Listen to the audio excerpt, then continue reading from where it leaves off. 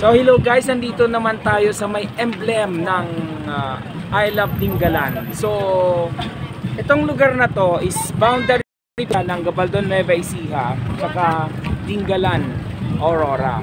So andito nakalagay yung I Love Dingalan. Medyo pabaliktad lang yung aking camera, kaya pagpasensyahan nyo na. Kanina katatapos lang ng isang grupo, ang dami nila at talagang daming turista na pumupunta dito. Hindi ko alam anong meron dito, pero sa tingin ko dahil dun sa mga resorts.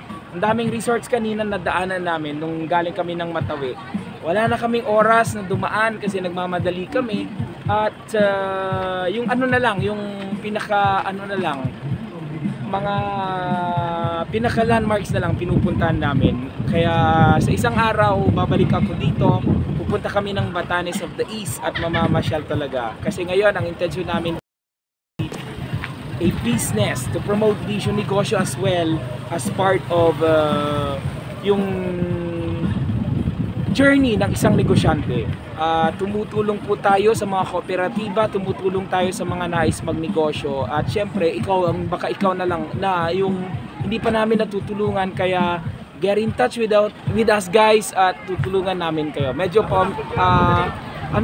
na-pause na ako kasi talagang habang nandun ako kausap ko sila, talagang hindi ko sinasayang yung oras na makapag-share sa kanila.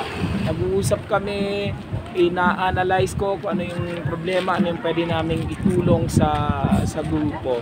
So, yan, i-promote na rin natin, sinabi na rin natin promote itong lugar nila, Dingalan, Aurora. So, kung hindi ka pa nakapasyal dito, pasyal ka na kasi nandito na si Kuya Juan. Yeah? So, ayan, daming turista, yun yung iba.